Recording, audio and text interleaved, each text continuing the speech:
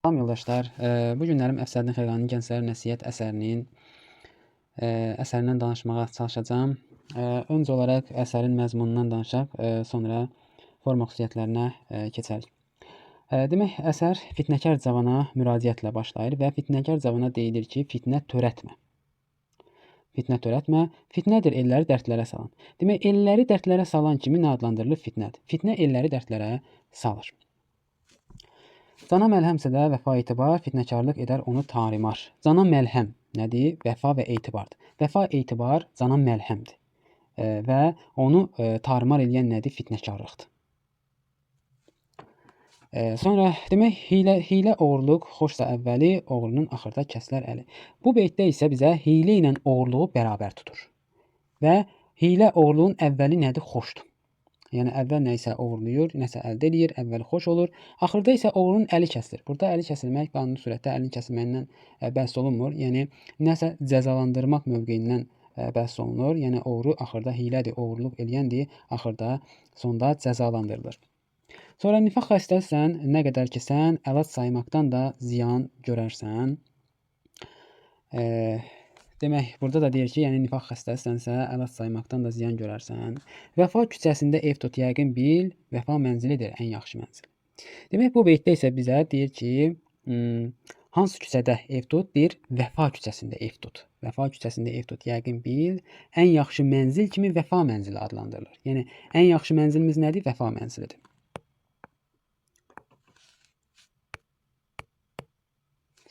Sonra bu gün yoxsa da kimdəsə də vəfa, vəsiyyət edirəm, olma bir vəfa. Demək, bu əsərdə bizim nəsihətnamə əsərimiz, adına mənim Gənclərə Nəsihəti, amma nəsihət olsa da burada bir dənə vəsiyyətdən də istifadə olunmuşdur. Deyir, bu gün yoxsa da kimsədə vəfa, yəni şairin yaşadığı dövrdə kimsədə vəfa olmadığına işarə eləyir. Bəli, məsələn, ola bilər əsərdə düşə bilər ki, testdə düşə bilər ki, deyər ki, şairin yaşadığı dövrdən bəhs olunur, yaşadığı dövrdə heç kimdə vəfa olmadığından bəhs olunur. Bəli, bu misra ilə bizə işarə edir. Deyir, bu gün yoxsa da kimsədə vəfa, vəsiyyət edirəm, olma bir vəfa. Burada vəsiyyətindən də bəhs olunur və vəsiyyət eləyir ki, olma bir vəfa. Yəni, vəsiyyətinə bildirir ki, bir vəfa olma. Deyir, çalış az dostluq et, etsən də əgər dostluqda möhkəm ol, sözdə mötəbər. Yəni, deyir ki, dostluq, kəmiyyət yox, keyfiyyət önəmlidir. Yəni, dostluqda kəmiyyət, say çoxluğuna əhəmiyyət vermə. Əsas dostluqda keyfiyyət, yəni dostun az olsun, amma keyfiyyəti yaxşı olsun. Nəsə işin dara düşəndə, nəsə lazım olanda dostundan belə deyək, kömək istəyə bilərsən. Yəni, dostluq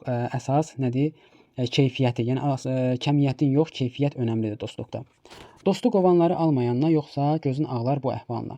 Bu beytdə isə bizə demək istəyir ki, məsələn, bir nəfər dostu qovubsa, həmin o dostu qovan şəxsi sən almayanla. Çünki o dostu qovan şəxs bir gün səni də qova bilər və bu zaman nə qayrar? Gözün ağlar əhvalına, yəni sən pis olarsan.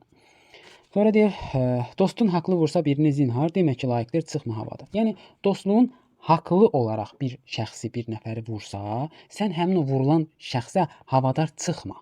Yəni, bu sənin dostundur. Dosta önəmli, yəni dost haqlı olaraq vurubdur kimisə. Yəni, bir bildiyi var ki, onu vurub. Yəni, dostun vurduğu şəxsə deyir, havadar çıxma. Dost müttəhim edib kimi etsə rədd, qardaşın olsa da önünə çəksə. Bu beytdə isə bizdə nədir? Dostla qardaşın müqayisə kimi verilir, bəli. Yəni, dost burada üstün götürülür. Yəni, deyir ki, dostun müttəhim edib, yəni dostun kimisə günahlandırıb, kimsə etsə rədd, sən o qardaşın olsa da onun qabağına, önünə nə almalısan? Sədd çəkməlisən. Yəni, dost daha önəmli kimi vurğulanır bu beytdə. Qırsa bir budağı dostun hirslənərək, o cənnət ağacı olsa da ondan əl çək. Yəni, dostun bir ağacı qırsa əgər, yəni o cənnət ağacı olsa da, yəni o ağacın dəyərin burada bizə məlum eləyir. Yəni, deyir ki, o ağac çox qiymətli olsa da, yəni cənnət ağacı olsa da, yəni sən o ağacdan əl çək. Yəni, sənin əsas olan nə indi? Dostundur. Dostun əkdiyi gül olsa da tikan, çıxarıb yerindən atmasan. Yəni, dostun əkdiyi tikan olsa da, yəni bunu sənin dostun əkibdir. Və ona görə də səni onu çıxarıb atmamağın məsləhət görülür. Haqq yolunda çalış ki, haqq yolunda çalış o qədər ki, haqq razı qaldığını biləsən mütləq. Burada isə bizə deyir ki, haqq yolunda haqqın razı olacağını biləcəyin qədər çalışmağın vurğulanır. Bir kiçik adama nəvazi etsən, sənin böyüklüyün getməz əlindən.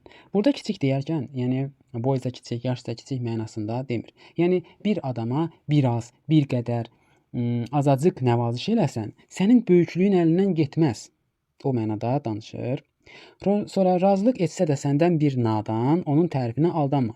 Yəni bir şəxs nadandır. O səndən narazılıq eləyir, daha doğrusu razılıq eləyirsə, yəni deyirsən ona aldanma. Sən səhv yolda da ola bilərsən.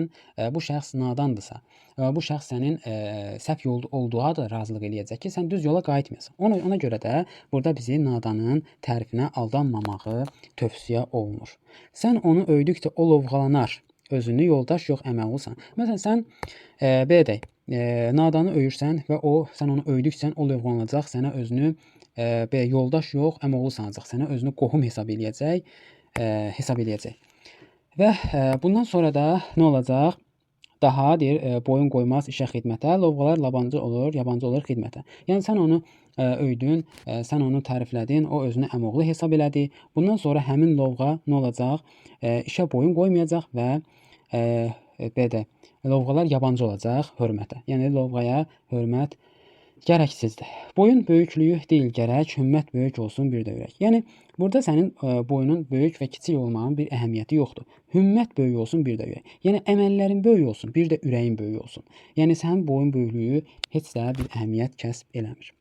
Dünyada ağıl tək bir ustad varmı? O bir qul yanında şagird olarmı? Yəni burada demək istəyir ki, ağıl dünyada ən böyük ustaddır. Və həmin ağıl bir qul yanında şagird olmayacaq. Yəni bu beytdə bizi ağlın ən böyük ustad olduğu vurğulanır. Sənətdə tək olan bu Xəqanidən gəl incə mənalı fikir eşitsən.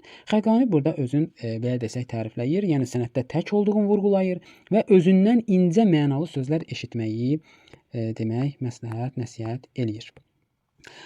Deyir, qorun pis adamdan. Kimdən qorumağı deyir? Qorun pis adamdan. Anla ki, onlar əqrəb tək kör olar, ilan tək karlı. Yəni burada isə bizə nəsihət eləyir ki, pis adamdan qorun. Həmin adamlar əqrəb tək kör olur, ilan tək kar lal olur. Əsərimizin məzmun üzrə təhlil hissəsi bundan ibarətdir və forma xüsusiyyətlərinin təhlilinə keçsək, əsərimiz məsnəvi şəklində yazılıb. Məsnəvi şəklində yazıldığı üçün qafiyə quruluşu AA formasındadır. AA, BB, yəni öz arasında həm qafiyədir. Sonra əsərimiz fars dilində yazılıb. Əsərimizdə müraciətdən istifadə olunub. Yəni ilk beytdə fitnəkar cavabına müraciətdən istifadə edilmişdi. Əsərimizdə bədii sualdan da istifadə olunub. Bəli, iki misrada bədii sualdan istifadə olunmuşdu. Burada bədii sualdan istifadə olunmuşdu. Və şair məqtə beytində, yəni sonuncu beytdə öz adını çəkməyib. Məqtə beytindən bir əvvəlki beytdə nə qayırıb öz adını çəkmişdir. Öz adını çəkmişdir. Yəni son beytdə öz adını çəkməmişdir və ondan bir əvvəl öz adını çəkmiş və özünə müraciət eləməyibdir. Əsər əruz vəznindədir. Əruz vəzninin hansı bəhrində olduğu bizə məlum deyil. Lirik növdədir. Demək, fars dilində yazılıb. Fars dilində yazılıbdır. Bu qədər yoldaşlar. Nə sualınız olsa şərh bölməsində qeyd eləməyi unutmayın.